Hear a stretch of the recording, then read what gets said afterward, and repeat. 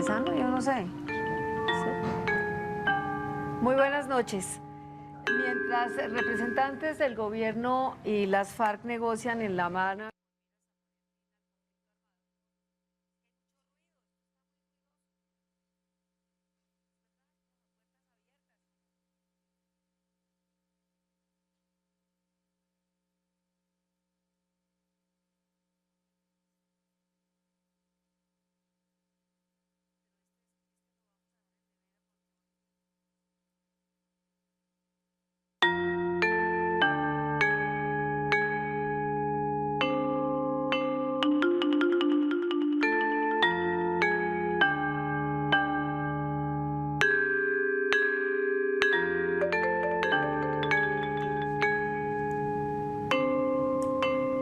muy buenas noches. Mientras en La Habana negociadores del gobierno y las FARC conversan con miras a ponerle fin al enfrentamiento armado, y en las regiones más remotas de Colombia hay enfrentamientos entre ejército y guerrilla, son muchos los que advierten sobre la necesidad de empezar a pensar desde ahora en la dirección del posconflicto, porque en caso de llegarse a un acuerdo con las FARC, no solo el Estado, sino la sociedad entera deben estar preparados para una situación sin guerra. Para el profesor y analista Alejo Vargas, que ha sido colaborador de este programa en varias oportunidades, es una tarea que no se puede ni se debe improvisar, pues como él mismo y muchos otros analistas insisten, la finalización del conflicto armado no necesariamente significa que se termine todo tipo de conflicto, sino que es el comienzo de una nueva etapa que debe ser prevista, analizada y abordada a tiempo, porque de no hacerlo así puede derivar en otras violencias y en otros conflictos. Basta mirar atrás en la historia de Colombia para darnos cuenta cómo decisiones importantes en momentos claves pueden ser determinantes, y sobre todo la no solución de las causas que causaron los conflictos o las violencias pueden derivar en otras violencias. El caso, por ejemplo, del Frente Nacional, un pacto entre las élites que puso fin a la violencia liberal conservadora, que sembró la semilla de la violencia guerrillera, y más recientemente la desmovilización de los paramilitares, con la consecuencia del recicle y el reencauche en las que se han denominado bandas emergentes. Por eso queremos poner hoy sobre el tapete la discusión sobre el posconflicto y preguntarnos cómo trabajar en esa dirección desde hoy. Para aportar claves a este debate, hemos invitado hoy a la periodista Ginette Bedoya, muy conocida por todos los colombianos, conocedora de esa Colombia profunda donde ha estado y a donde viaja permanentemente, premio de la Fundación Internacional de Mujeres Periodistas, periodista que ha trabajado en RCN y en El Espectador, y que hoy hace planta de la redacción del diario El Tiempo, y quien fue víctima, hay que decirlo, de secuestro y tortura por parte de los paramilitares. También está con nosotros el doctor Alejandro Dere, director de la Agencia para la Reintegración, es consejero presidencial, quien ha participado en iniciativas en este sentido, incluyendo la Ley de Víctimas y el diseño de políticas de reintegración del gobierno de Juan Manuel Santos. Y también está con nosotros, que también nos ha acompañado en otros programas, el doctor Guillermo Solarte, sociólogo de la Universidad Complutense de Madrid, director de la Corporación Misión Rural y del Congreso Mundial para la Paz, y quien hoy precisamente trabaja en la preparación de un libro sobre el posconflicto. Y como siempre, el escritor y periodista Antonio Caballero, que comparte la dirección y la conducción del programa. Y para empezar, yo quisiera pedirle a cada uno de ustedes que nos cuenten cómo conciben el posconflicto y cuál consideran que es el problema prioritario para tomar en cuenta. Doctor Eder, usted que está como metido en el tema, ¿por qué no empieza como a ver cómo desde el gobierno ven el asunto del posconflicto? Pues yo quisiera primero hacer una observación. Normalmente cuando hay procesos de paz en cualquier país del mundo, en cualquier situación, uno de los momentos más difíciles es desde el momento que se firma un posible acuerdo y al momento en que se implementa un acuerdo e inicia el posconflicto. La implementación de lo que se acuerda es algo muy complejo, y de temas tan complicados como el desarme y la reintegración, por ejemplo, de las personas que están armadas, en grupos armados o en ejércitos, también la atención a víctimas. Normalmente, cuando se acaba un conflicto, pues hay que montar toda la institucionalidad necesaria para poder implementar lo necesario. En Colombia nosotros tenemos una ventaja en el 2013 y es que en Colombia estamos viviendo o implementando escenarios de posconflicto hace 10 años y en Colombia tenemos distintas entidades públicas que hoy trabajan con el posconflicto. Es decir, tenemos una experiencia acumulada y tenemos además entidades que vienen, para bien o para mal, implementando estos procesos y aprendiendo de estos procesos. Eso es un avance importante, es algo que nos tiene, pues digamos que tiene el país preparado para cualquier eventualidad y es algo que se debe aprovechar definitivamente todo ese conocimiento. Yo sí tengo una preocupación muy grande y es que después de 10 años de vivir situaciones de posconflicto, en medio del conflicto es cierto, pero esa es la solución que hemos ido encontrando y ha ido avanzando, es que la sociedad colombiana sigue sin estar lista para el posconflicto. Posconflicto no es algo, o la construcción de la paz no es algo que pueda hacer únicamente o que debe hacer únicamente el gobierno, es algo que debe hacer toda la sociedad. Y lo que nosotros vemos, por lo menos desde mi esquina, que es el tema de la reintegración, que es un tema en el cual yo personalmente he estado 7 años involucrado en esto, 3 años como director, los últimos 3 años. Mi gran preocupación es que la sociedad colombiana no entiende cuál es el costo de la paz, no entiende que la construcción de la paz es algo que debemos hacer entre todos y que es algo que debe ser flexible. Ginette. Bueno, yo soy escéptica frente a muchas cosas que vienen a futuro con el posconflicto, pero soy una colombiana convencida de que las armas hay que silenciarlas. Creo que los colombianos hemos puesto una cuota de dolor, de sacrificio, de olvido muy grande, olvido que hoy se sigue sintiendo en muchas regiones del país. Les decía ahora que llegué anoche de Miraflores, Guaviare, y es tan triste ver que durante 17 años, que es lo que yo llevo cubriendo el conflicto armado, he estado año tras año en diferentes etapas del conflicto y Miraflores sigue igual de olvidada por el Estado. No tiene ni siquiera una pista donde aterrizar, está enclavado en medio de la selva, fue el epicentro de uno de los secuestros más grandes de fuerza pública por parte de la guerrilla de las FARC. Y uno coge todos estos elementos y los va metiendo como en una bolsa y dice, bueno, el doctor Eder dice que el país está preparado para el posconflicto. Yo creo que no. Yo creo que no estamos preparados porque ni siquiera hemos surtido el proceso de la consolidación. A ver, pregunto una cosa. El doctor Eder dice que el Estado está preparado, pero que la sociedad no. ¿Usted cree que el Estado está preparado de lo que ha visto de presencia del Estado en esos sitios donde... No, para nada. El Estado no está preparado porque muestra de ello es que hay 8 puntos claves donde se ha centrado todo el proceso de consolidación. El gran piloto de consolidación en el país fue la Macarena y hoy es un fracaso. Es un proceso que fue un fracaso, que se lograron muchas cosas, que se ha avanzado, que se ha intentado hacer mucho, que yo entiendo los sacrificios que han hecho diferentes gobiernos, pero es un fracaso. Entonces, si el plan piloto no surtió efecto, si no fue positivo, pues mucho menos va a ser en el Cauca, los Montes de María. Creo que el proceso es mucho más positivo que la Macarena. Catatumbo, ustedes pueden decir si es un fracaso o no. Es un gran interrogante por lo pronto. Entonces, yo sí veo muchos vacíos frente a ese posconflicto y lo peor de todo es que veo que no hay un proyecto muy grande para recibir a esos hombres y a esas mujeres que van a dejar las armas. Con el paramilitarismo hemos tenido una decepción muy grande, sobre todo las víctimas, y esperemos que con las FARC no ocurra lo mismo, pero si no hay inversión social, si no hay respuestas efectivas para esos hombres y esas mujeres, pues no sé qué vaya a pasar. Yo sí quiero comentar algo. Sí, coméntelo. O sea, yo estoy en desacuerdo que el hecho de que haya sido un fracaso, como dice Ginette, el tema de consolidación, del proyecto de consolidación, yo no creo que eso es tiempo perdido. Yo creo que hay muchas lecciones aprendidas que se tienen que aprender, sobre todo en el proyecto piloto, para después replicar. Es obvio que en el país hay que consolidar ciertas zonas que no están consolidadas, pero hoy, y es lo que yo dije, Colombia tiene 10 años más de experiencia para hacer eso y esa experiencia la tenemos que aprovechar para no repetir errores del pasado. No voy a responder punto por punto, pero ahorita sí quisiera responder el tema de la reintegración porque no es correcto. O sea, de nuevo, son 10 años de trabajo y si uno después de 10 años mira los resultados del proceso de reintegración de los paras, la mayoría de estas personas se han mantenido en la legalidad. Que si algunos volvieron a delinquir, pues claro, esto es un proceso muy difícil en un país donde hay mucha criminalidad. Muchos fueron asesinados, pero la mayoría, casi 7 de cada 10 paras, se mantuvieron en la legalidad. Eso para mí no es un fracaso. Bueno, doctor Solarte, usted que está escribiendo un libro sobre el posconflicto. ¿Qué nos puede aportar a esta discusión? A ver, yo quisiera como dos cosas esencialmente. Uno, el punto de partida, por lo menos del trabajo que estoy realizando con 2, 3 personas más, es que en Colombia ha habido una secuencia permanente de fracasos de posconflicto, llamémoslo así, históricamente, desde siempre.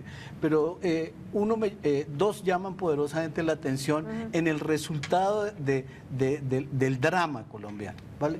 El primero es en el posconflicto pactado por los partidos políticos en el 58, lo que llamamos Frente Nacional, y si coge usted las estadísticas del 58 al 91 para hablar del segundo posconflicto al cual estamos poniéndole el punto, la mira ahí, es un poco entre el 58 y el 91 la cantidad inmensa de víctimas, de secuestros, de todo, ¿sí? Y el segundo posconflicto es del 91, o sea, el del M-19, digámoslo así. Sí, el del M-19, el de la sociedad colombiana que pacta la Constitución. En el 91, y si ustedes cogen las estadísticas del 91 al 2013, ¿sí? Son contundentes. Uno podría resumir en una frase dramática, de pronto: Colombia es la democracia occidental más sangrienta de toda la historia. ¿Sí?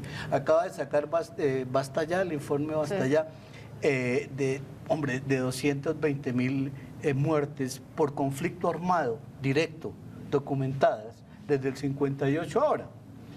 Sin contar los asesinatos indirectamente relacionados con el narcotráfico que están atados al conflicto armado. Bueno, entonces, al poner el punto de vista ahí... Interrumpo ahí yo no creo que el narcotráfico esté atado al conflicto armado. El conflicto armado está atado al narcotráfico. Bueno, sí. Es al revés. Es posible. O sea, a ver, por lo que usted dice, ¿sí? Si me dice que es una cosa que está atada al revés, yo diría, bueno, pensémoslo de esa manera, como usted lo propone. No libera para nada la idea de que seamos la democracia más sangrienta de Occidente, ¿sí? Pero nosotros, y es el fondo de lo que estamos trabajando, y es un punto de vista, esta democracia no existe. Y por eso hay dos puntos que seguramente más adelante me puedo referir, sí, para no tomarme aquí la vocería. Uno, la existencia de territorios dictatoriales en Colombia desde lo local, territorialidades ilegales, que hemos hecho un trabajo de identificación de 8 variables que ustedes pueden constatar Pero no hay territorialidad, digamos, no hay pequeñas territorialidades legales también. No, por supuesto, no quisiera entrar como en aquella dramatización extrañísima de decir Colombia, de los 1.100 municipios están tomados por las FARC, por el paramilitarismo, porque de hecho no es así. ¿Sí? Pero los que hay son suficientemente una alarma inmensa para que nosotros, los que vivimos en el centro, en los distintos centros, en Cali, en Medellín, estemos atentos de que muy cerca de estas capitales, ¿sí?, existen dictaduras que han sido tomadas por grupos ilegales de izquierda y derecha. Si izquierda en las FARC y derecha al paramilitarismo, que habría que discutir mucho eso, ¿sí? Si eso es así, esta militarización del país ha mostrado, ¿sí?, que las víctimas del conflicto ya no solo son aquellos asesinados, sino, digamos, la democracia colombiana está en tela de juicio, ¿sí? Y uno no podría decir desde Bogotá que en La Habana van a pactar acabar con lo que nosotros identificamos como dictaduras locales, ¿vale? Antonio. Ese es un punto así. Una intervención de Antonio y hacemos una breve pausa. Sí, yo creo que la agencia del doctor Eder acaba de sacar ayer un suplemento en los periódicos y explicando sus puntos de vista. Participan en eso muchas personas y uno de los que participa es el exfiscal Gómez Méndez, que dice en su intervención en este suplemento que lo que pasa con la sociedad colombiana es que no está dispuesta a dar absolutamente nada para terminar con el conflicto. Y eso me ha parecido así desde hace muchísimos años. Es decir, para el establecimiento colombiano, no la sociedad en su conjunto, el conflicto debe terminar simplemente con la desaparición de las fuerzas guerrilleras y que todo lo demás continúe absolutamente igual. Es lo único que aceptan como salida a ese conflicto armado. Pero de todas maneras ese conflicto armado no es sino una de las manifestaciones de esa ausencia de democracia que hay en este país, que le habla el doctor Solarte. Pues me parece que ese es el centro del problema, es que nadie está dispuesto a entregar nada. Yo recuerdo también una encuesta que se hizo entre empresarios hace unos años, en la cual se les preguntaba a los empresarios, sí, a finales del año pasado, que qué estaban dispuestos a dar, y dijeron que absolutamente nada. Me parece que esa es la preocupación que tiene el doctor Eder y que ha expresado en varios medios de comunicación. Bueno, hacemos una breve pausa y volvemos para seguir con la discusión.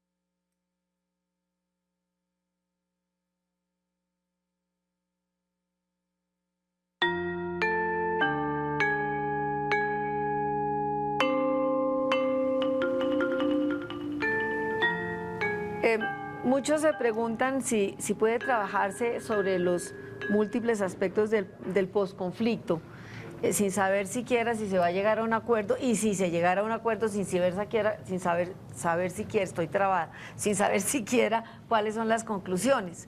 ¿Ustedes qué piensan? Es decir, ¿hay que ensillar antes de traer las bestias, para decirlo coloquialmente? ¿Es necesario hacerlo? Las bestias ya están. Sí, No, yo estoy de acuerdo con las bestias ya están ensilladas. Es que en Colombia tenemos que construir la paz con o sin un acuerdo con las FARC. Correcto. Y en Colombia estamos construyendo la paz con o sin un acuerdo con las FARC. Yo estoy de acuerdo con algo que decía el doctor Solarte, y es que en Colombia hay unas islas de dictaduras, de ilegalidad, y eso es como democracia, eso es lo que nosotros tenemos que tratar de derrotar. Y esas islas de ilegalidad también ocurren, o dentro de esas islas hay una inequidad alborotada, pero a niveles horribles, y toda esta violencia es una expresión de eso.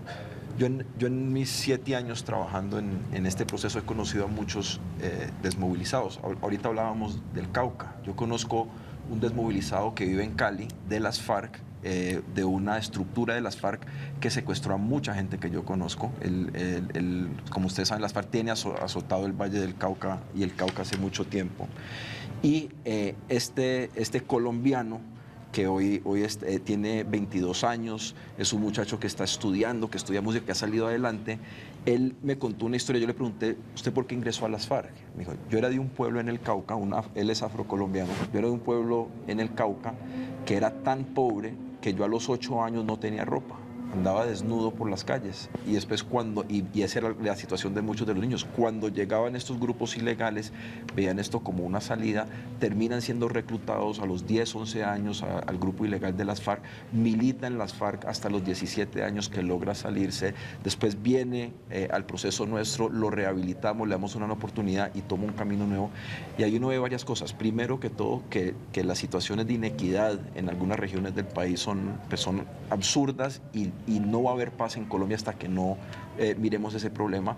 Y lo segundo también, que creo que es un tema muy importante para tener presente en el posconflicto, es que la línea entre víctima y victimario no es tan clara. Este muchacho que andaba desnudo a los 8 años, que terminó reclutado por las FARC a los 11 porque no tenía con qué comer, ¿es víctima o es victimario? Después sale esa persona, y hay muchos colombianos que dicen, no, esos hay que matarlos o hay que meterlos a la cárcel. Pero ahí tenemos que darnos cuenta que nuestra sociedad también tiene una responsabilidad, que existan estos hijos en Colombia que no tenían otra opción. Y creo que, agregando algo a eso, y que creo que en últimas termina siendo como el punto crítico de decir el posconflicto si va a funcionar o vamos por el camino correcto, es de esa carga de odios que llevamos de muchísimas décadas. Nosotros no podemos llegar a exigirle a unos hombres y unas mujeres que han empuñado las armas durante muchos años de que se olviden de por qué llegaron a empuñar las armas.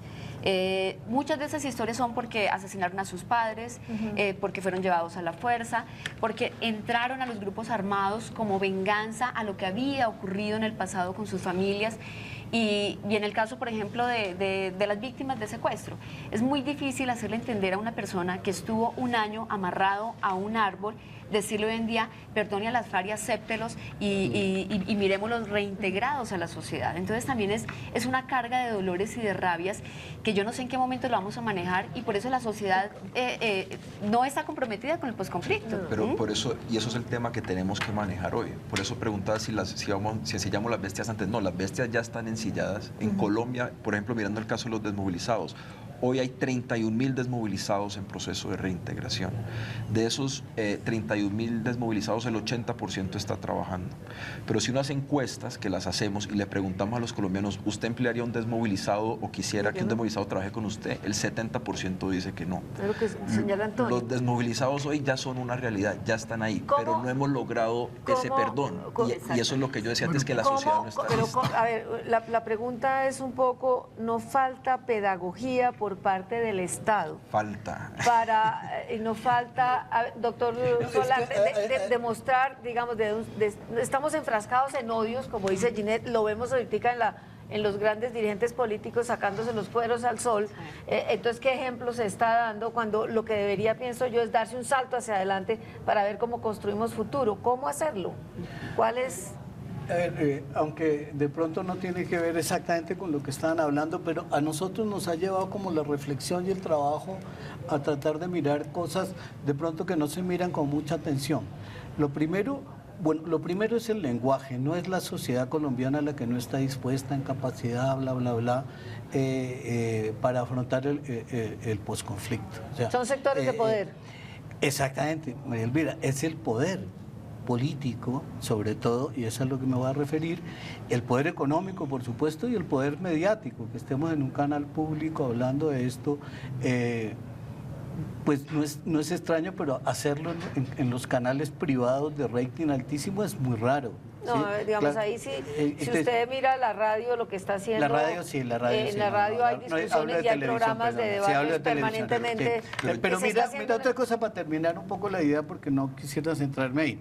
Bueno, el poder político en el país es para el trabajo que estamos haciendo, para mí, es el que ha sido, digamos, el culpable de los dos fracasos rotundos, de los dos posconflictos de los que hablaba anteriormente. Y eso ha hecho que este poder político se reproduzca bajo algo que es increíble, es una impunidad política total. ¿Vale?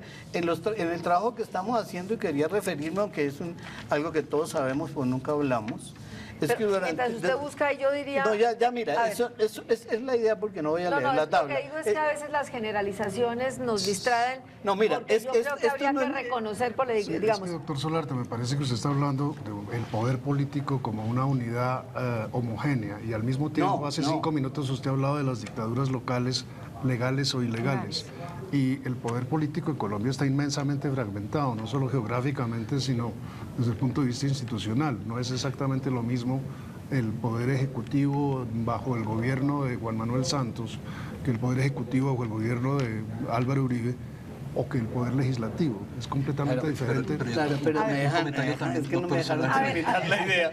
Y así sí me fue, porque terminar la idea quedó como bueno. O sea, definitivamente cuando va uno... Resuma un poco más Sí, la sí, idea. no, cuando va uno a la territorial encuentra Sí. las dictaduras locales, y cuando se pregunta por qué sucede, pues tiene que hablar de la democracia y del poder político central, de los fuertes, del ejecutivo, del legislativo, del judicial y el de justicia. Pero para no echar mucha carreta, mire, en esta democracia, la más sangrienta de Occidente, cuando miramos el caso de masacres, víctimas por masacre, homicidio, desplazamiento forzado por periodo presidencial, usted encuentra que, según lo que hemos estado mirando, entonces en el último periodo presidencial, el anterior a este, en el último, hubo 67 masacres, en el anterior 319 de Álvaro Uribe, en el de Pastrana 755. Hay unas estadísticas tenaces, ¿sí? Y uno se pregunta si esa impunidad política no es lo que ha permitido que el poder se reproduzca de tal manera que teja hacia abajo redes delincuenciales. Y cuando ustedes ven las estadísticas, porque no estoy inventándome nada, ¿sí? Usted se pregunta, ¿cómo es que un presidente de una llamada democracia no renuncia si ha habido 1.574.000 desplazamientos y 50 masacres en su gobierno? Pero doctor Solarte, yo haría una recomendación. Las cifras de masacres que acaba de leer, léalas al revés. 700 cuando Andrés Pastrana, luego 300, luego 60. O sea, es decir, ha venido bajando. Cuando Eso una está democracia, muy bien porque lo habíamos pensado mucho, ese tipo de respuestas. Sí, es que de 700 a 50, es que con 50 ya está que No, de renuncia. acuerdo, pero... Sí, pero hay que Todos entender, los cuando hay dirigentes una colombianos han debido situación... renunciar desde hace muchísimos años. Todos los dirigentes políticos colombianos han debido renunciar desde hace por lo menos 500 años, pero desde la los conquista. políticos, presidentes. También los profesores universitarios, doctor Pero yo quiero Solarte. hacer una avancemos sobre una observación. A ver. El hecho de que las cosas estén malas no quiere decir que uno se deba rendir. Al contrario, para hay nada. que seguir trabajando para mejorarlas. Exactamente. Si usted me pregunta a mí como colombiano, supongo que relativamente joven, de 37 años, yo creo en mi país y yo creo que las cosas están mejorando.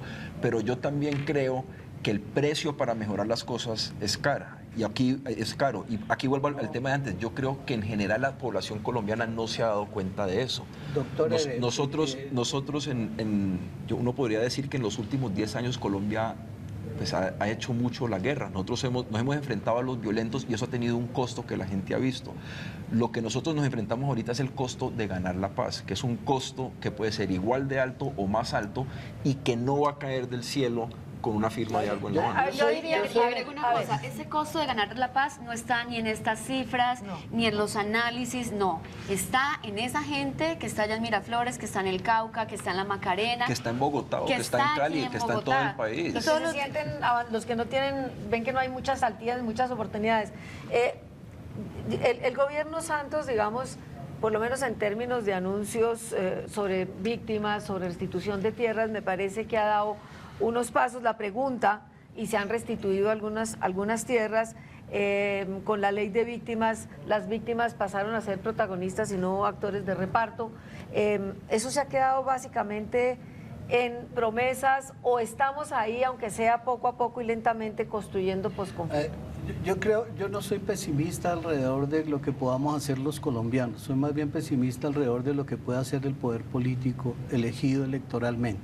O sea, yo soy optimista de la fuerza, de pronto de la que habla Ginette, desde abajo, de la gente. A veces pienso que en el posconflicto es más importante el inspector de policía que el ministro de Defensa, o el cura que el papa.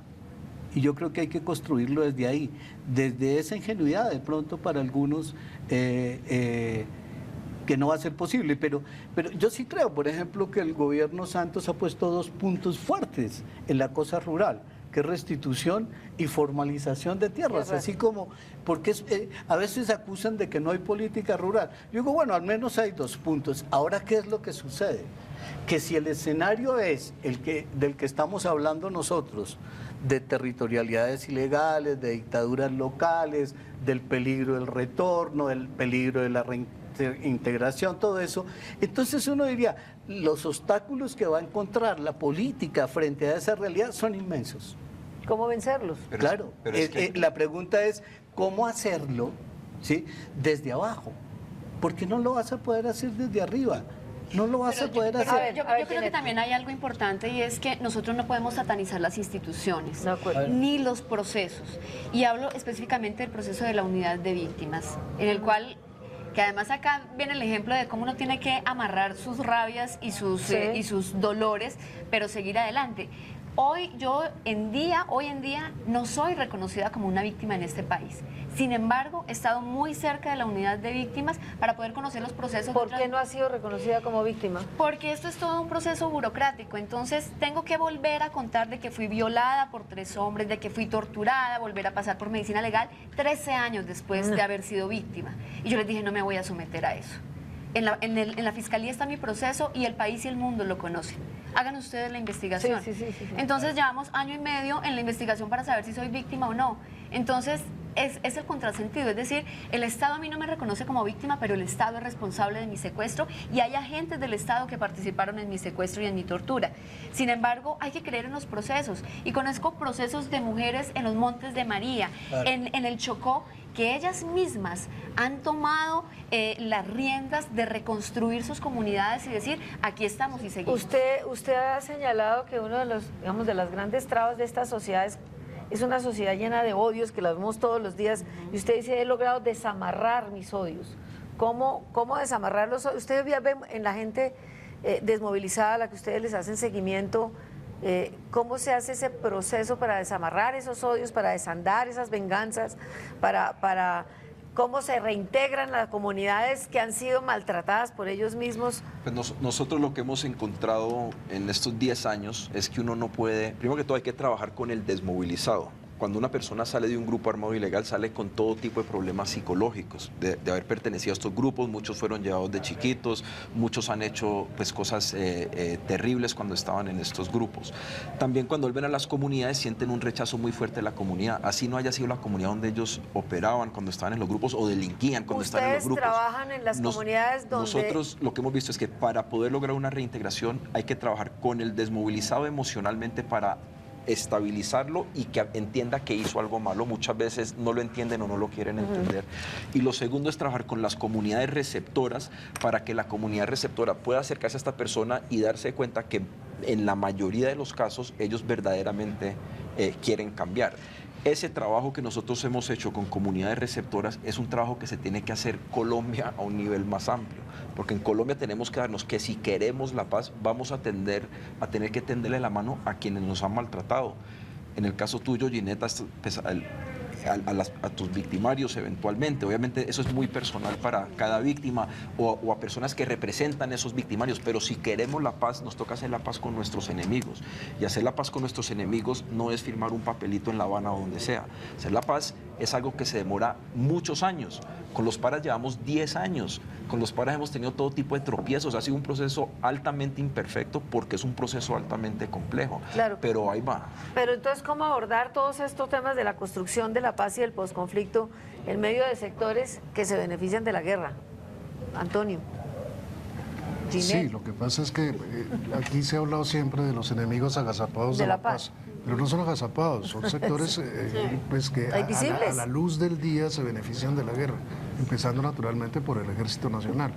Es decir, el ejército, es decir, no estoy hablando de los 500.000 soldados uno por uno, sino de las estructuras militares, los generales, los coroneles, los docenas y docenas de oficiales, cientos de oficiales que hay hoy en día y que controlan un 6% creo del Producto Interno Bruto. Es decir, que es el que se dedica a el presupuesto de la guerra. El presupuesto de la guerra. Ese 6% del presupuesto de la guerra se distribuye en salarios, en compra de armas, en las comisiones para las compras de armas. Es decir, hablo del ejército porque es el más visible, beneficiado por la continuación del conflicto, pero muchísima gente lo está. Es decir, naturalmente buena parte de los negocios que se hacen al amparo del conflicto y porque el conflicto existe, minería ilegal, narcotráfico, le deben al conflicto su prosperidad. Yo sí no quisiera entrar en el debate del ejército, pero yo sí quisiera hacer un comentario y no estoy de acuerdo. Yo creo que puede haber elementos dentro de una institución tan grande como el ejército que quieran eso, pero de mi experiencia personal, lo que yo he visto de la fuerza pública colombiana es un compromiso por cerrar el conflicto, por lograr una victoria. Yo creo que lo que hoy nos tiene hablando de posconflicto, implementando un posconflicto, ha sido el sacrificio de la fuerza pública colombiana, y yo creo que de darse un posconflicto no hay que olvidarse, con todo respeto a los países centroamericanos, que Colombia no es un país centroamericano. Colombia es el país 25 más grande del mundo, es uno de los países más ricos en recursos naturales, es un país que geoestratégicamente está localizado en el centro de América y es un país cuyas fuerzas militares pueden hacer mucho más para temas de soberanía y para poder que Colombia crezca pues al tamaño que merece. Pero yo sí creo que el hecho que hoy estemos aquí sentados hablando de posconflicto se debe al sacrificio de la fuerza pública en los últimos 10 años. Quiero agregar algo Sí. muy pequeño a ese punto, y es también la doble moral que se sigue manejando en este país y cómo lamentablemente hoy la banda criminal, la llamada banda criminal de los urabeños, en parte sigue siendo financiada por empresarios que están allá en Antioquia, que están en Urabá, que les siguen aportando, pero que sin embargo cuando están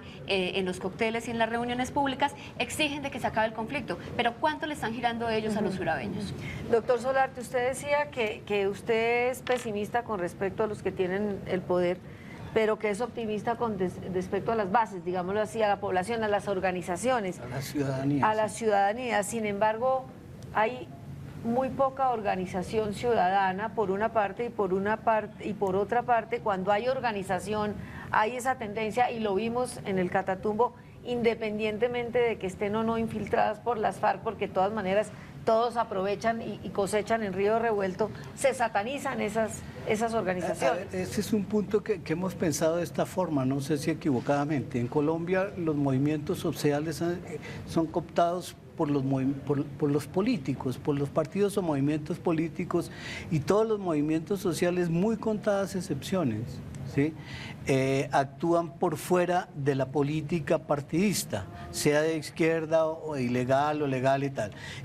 Yo creo que si los movimientos sociales corren independientes como movimientos sociales en sus reivindicaciones propias, el minero, Catatumbo, lo que pasa, y no son intervenidos, sea por las FARC en un sitio o por otros partidos políticos o de derecha por otro, libera un poco a la democracia colombiana, ¿vale?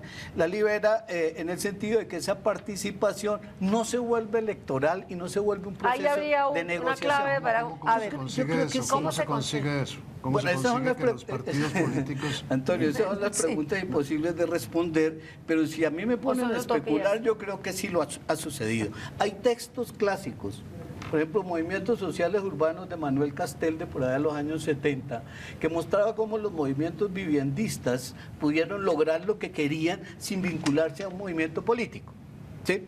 O los movimientos, por ejemplo, de reivindicación del derecho a los servicios públicos, ¿sí? Esos movimientos sociales lograron lo suyo sin ir a las urnas, ¿vale? Bueno. Eso fue como... eso sería uno de los grandes retos, digámoslo sería así. un desafío. Por lo Vamos a hacer una breve pausa y volvemos en un momento. difícil, pero...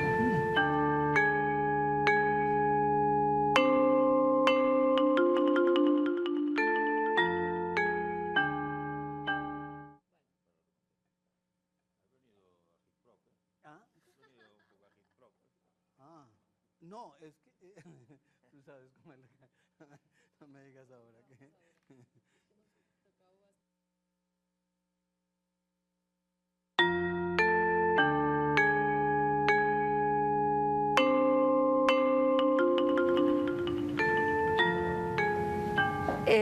Cuando se habla de posconflicto, se empieza a mirar hacia adelante y se empieza a mirar también con respecto a, no solamente a la reintegración de los armados que estuvieron en la ilegalidad y quieren reinsertarse a la vida civil, sino en la dirección de los ejércitos. Y si es necesario reducir el pie de fuerza, si es necesario redefinirles funciones y orientarlo a tareas exclusivas. Pero cuando se habla de eso surgen muchas resistencias. Y entre otras cosas, en Colombia, con actividad como de tantas bandas criminales, pues uno pensaría que pensar en la disminución del pie de fuerza y del ejército por lo menos no puede ser a corto plazo. Doctor Eder, ¿ustedes cómo ven eso desde el gobierno? Yo prefiero no meterse. no profundizar en ese tema. Yo solo hago algunas observaciones. Colombia tiene unas fuerzas militares que con todos y sus defectos hoy son reconocidas como entre las mejores de América. Muchos dicen las terceras después de Estados Unidos y Canadá, y tenemos gente muy capaz en las fuerzas militares. Y reitero, con todos sus defectos, una institución tan grande no puede ser perfecta. Creo también, retomando algo que decía Ginette, es el tema de las bandas criminales. Normalmente en cualquier situación de posconflicto, no solo en Colombia, en cualquier lugar del mundo, pues surgen lo que se llama académicamente como spoilers, que son grupos que no están adeptos a un tratado de paz, sobre todo en países como el nuestro. No, pero es que aquí donde ya hay un los recurso tenemos. como Coca, de acuerdo. Aquí ya los tenemos y podemos prever que en una futura desmovilización de las FARC van a quedar, yo creo, las más vinculadas con el narcotráfico van a quedar activas. Y la tercera observación que yo quisiera hacer es que Colombia, como lo decía ahorita, no es un país menor. Colombia es uno de los países más grandes del mundo, un país muy rico, un país que geoestratégicamente tiene una posición geopolíticamente, una posición muy importante, y creo que el país y sus fuerzas militares deben reflejar eso, obviamente en un sentido pacífico, pero también creo que eso no es un tema menor. Creo que es un tema que como sociedad tenemos que definir con mucho cuidado y con mucha visión y con mucha proyección. Yo creo que el posconflicto, también hago una observación que es relacionada, uno no lo puede visualizar simplemente en qué vamos a hacer con las víctimas y con los desmovilizados y con consolidación, que son temas fundamentales y hay que hacerlos, pero eso es a 10 años. Si en Colombia llega a haber paz, nosotros también tenemos que empezar a visualizar cuál es el país que nosotros queremos en paz, cuál es la Colombia que nosotros queremos en 30 o en 40 o en 50 años, no solo en términos militares, en términos de desarrollo social, de desarrollo económico, de infraestructura, de medio ambiente, de manejo medioambiental, y yo creo muchas veces que no miramos eso, inclusive algo que decía ahorita el doctor Solarte, en términos de partidos políticos y de democracia, ¿cuál es el país que nosotros queremos? Ginette, usted que conoce bastante por dentro de las fuerzas militares y que conoce esa Colombia abandonada, ¿cómo ve la situación? Yo creo que nosotros llegamos a como a un tope de incremento de pie de fuerza. Todos sabemos todos los recursos. ¿Ya no damos más? Sí, porque además logísticamente creo que tampoco damos más. ¿De dónde más seguimos como arañando plata para poder mantener esos hombres? Porque un tema es el tema de las armas, de los aviones, de todo el aparataje militar para respaldar a esos 300.000 hombres, pero vaya usted, por ejemplo, a Peñas Coloradas, que queda en el corazón del Caquetá, y mire cómo hace para llevarle la comida a esos hombres. Simplemente el arroz y los huevos que llegan allá. Si usted empieza a sumar ese arroz y esos huevos de todo el país, ¿cuánto da? ¿Y cuánto le cuesta al país poder mantener a esos hombres? Esos hombres no son solamente un uniforme y un arma y bótelos allá al monte. Pero ¿cuánto le costaría al país no tener esos tenerlos hombres? tantos? Hay que pensar en sí, eso también. obviamente, pero me estoy refiriendo precisamente a ese punto en que llegamos a un nivel en que si seguimos creciendo, Ya no hay cómo sostenerlo. Ya no hay cómo sostenerlo, y logísticamente es muy difícil por las condiciones geográficas del país, por las mismas condiciones del conflicto. Ahí el tema, yo sí creo que es importante resaltar, no es la fuerza pública, sino la situación que nos ha llevado a tener la necesidad de tener una fuerza pública de ese tamaño. El conflicto nos ha llevado a eso. Y seguramente llegará el punto en que si se firma la paz o lo que pase en La Habana, tendremos que pensar seriamente qué va a pasar con estos hombres. O sea, estos hombres, ¿en dónde van a encajar dentro de todo ese posconflicto? Porque también hay que hacerlo bien. Hemos tenido la amarga experiencia de los mal llamados falsos positivos. Ese es un camino que no podemos volver a andar y que tenemos que tenerlo muy claro cuando se firme la paz y cuando se mire qué va a pasar con esos hombres que alguna vez tuvieron un arma en la mano. Doctor Solar. No, si se firmara el acuerdo de La Habana, que no es firmar la paz, si se firmara, uno diría, hombre, sí es necesario hacer como unos tránsitos, ¿sí? Y no sé cuánto tiempo se puede durar hacer esos tránsitos. Un tránsito, y no pongo en cuestionamiento la institucionalidad ni digamos, el respeto por el ejército en su forma institucional, pero yo sí creo que hay que transitar hacia un ejército democrático. Ese tránsito es difícil, en todas las dictaduras ha sucedido. ¿Qué significa un ejército democrático? Un ejército que no esté atado a un poder distinto al poder legítimo. Sí. Y podemos profundizarlo y eso sería otro programa. Es que de verdad eso en la práctica, ¿qué significa? Un poder, por ejemplo, un poder lo que usted estaba diciendo antes, estoy casi que tratando de ampliar la idea en este sentido. El ejército tiene redes que lo vinculan a prácticas corruptas, a prácticas ilegales, a prácticas territoriales, a prácticas criminales, a violación de derechos. Estoy hablando de, bueno, ustedes si quieren, de una parte del ejército. Es que uno no puede decir del hecho de que exista la corrupción que no hay un ejército democrático no, y por eso legítimo. El ejército de Colombia le responde al presidente de Colombia. No quiero caer en la trampa que siempre se cae de que si es el Congreso no todo, si es el ejército, no. Lo que quiero es centrarme en eso. Si hay unos puntos que no son perdonables en una institución del Estado, ¿vale? Y esos puntos, por pequeños que sean, hay que eliminar. Perfecto, pero eso no quiere decir que no son ejército democrático. Y eso es lo que yo llamo democratización, sí, ¿vale? Ese es un tránsito. Hay otro tránsito que es clave para eso del posconflicto, y el gobierno intenta, lo que hablabas de la restitución, que es clave. Parece mentira, pero es muy importante, y la formalización, que los campesinos se sientan seguros de que no por mecanismos extralegales les van a quitar lo poco que tienen. Eso me parece clave. Si esas dos cosas se consolidan, podríamos dar un paso hacia otros. Yo lo que creo es que hay un tema más profundo que hay un ejército ilegal. Claro, Varios. Ejército ilegal. Pero el Ejército Nacional de como Colombia institución no puede decir que es un ejército ilegal. Que efectivamente reconocemos que ha habido problemas, de que ha habido gente corrupta, que ha habido gente asesina, pero no podemos decir que el ejército como tal sea un ejército ilegal. No quiero dejar la sensación de acusar, perdona, no quiero dejar la sensación para nada de acusar al ejército de ilegalidad. Lo que estoy es sencillo. Una institución del Estado, sea el ejército, la policía o un ministerio, no puede de ninguna manera violar la ley. Y eso digamos, en ese sentido, yo creo no, de acuerdo, y de todas maneras creo que es así, es casi de perogrullo. pero doctor Solarte, es que está confundiendo un poco lo que es con lo que debe ser. El deber ser, efectivamente. Es posible, Sí. Y en eso cuestión moral o ética. Estamos todos de acuerdo, pero estamos hablando de qué se puede hacer en la vida práctica. Las conversaciones de La Habana son una solución práctica a un problema práctico que es el conflicto armado. A mí me parece que el fin del conflicto armado, si se logra mediante conversaciones con las guerrillas, las FARC y después el ELN, tiene una ventaja enorme, que es simplemente la de eliminar la disculpa que ha tenido desde hace muchísimos años el Estado colombiano y el establecimiento colombiano para no entrar a resolver los problemas verdaderos de fondo, la inequidad que reina en este país. Siempre se ha dicho que eso no se puede hacer porque es justamente lo que quieren las guerrillas. Y claro que sí, es lo que las guerrillas dicen querer, por una parte, porque las guerrillas también se mueven en el mundo del deber ser. Usted lo ha visto en estos días en La Habana. Las guerrillas están proponiendo una serie de reformas a la estructura del Estado colombiano para convertirlo, de acuerdo con su verbo, en un Estado legítimo y democrático. Nadie pretende nunca convertir al Estado en un Estado ilegítimo y antidemocrático. Esas son palabras que han sido reconocidas como... ¿Y quién está diciendo eso? ¿Yo? No, digo... No, al contrario, estoy diciendo que todo el mundo dice que el Estado debe ser democrático y legítimo.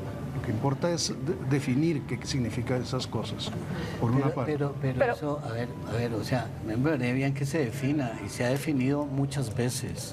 La Carta del 91 se supone que es un Estado democrático, y la anterior se suponía que era un Estado democrático. Yo diría, ¿me entiendes? como el gran reto del posconflicto es hacer vigente la Carta del 91 en toda su extensión, que es lo que no ha sido, y ese sería el marco realmente para un Estado democrático. Pero aterrizando un poquito para ser más concretos, yo quisiera ya para terminar el programa que cada uno me dijera cuál sería para ustedes en el problema más urgente para abordar en una situación de posconflicto. Janet.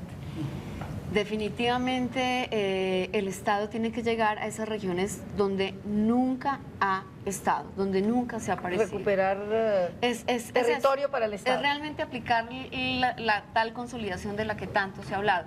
Y lo digo así porque es muy triste ir a un sitio 9 veces durante 10 años y ver que están congelados en el tiempo y no pasa nada. Que les exigen dejar el cultivo de coca, pero no tienen cómo sacar la carga de plátano.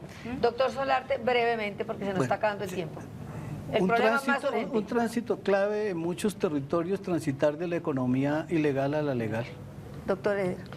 encadenar a la población y a la sociedad colombiana para que participen en el posconflicto, en todo, desde la consolidación hasta la reintegración, hasta la reparación de víctimas. En resumen, que la paz es con cada uno de La uno, paz, con cada uno de exacto. nosotros. La paz no va a es de llegar, solo el Estado y las... que quede claro, la paz no va a llegar firmando un papelito. Ya. La paz es algo que tenemos que hacerlo todos. Sí, Antonio, estoy de acuerdo con eso, exactamente. El problema de la paz no es un problema del Estado y la guerrilla, es un problema de la sociedad colombiana y del conjunto del Estado colombiano. bueno, a ustedes muchas gracias por habernos acompañado, a nuestros invitados, muchas gracias por haber aportado luces a este debate que está muy vigente, porque tal como nos dice el doctor Humberto de la Calle, cabeza de los negociadores del gobierno en La Habana, parece que nunca antes se haya avanzado tanto. Buenas noches y muchas gracias, hasta el próximo martes.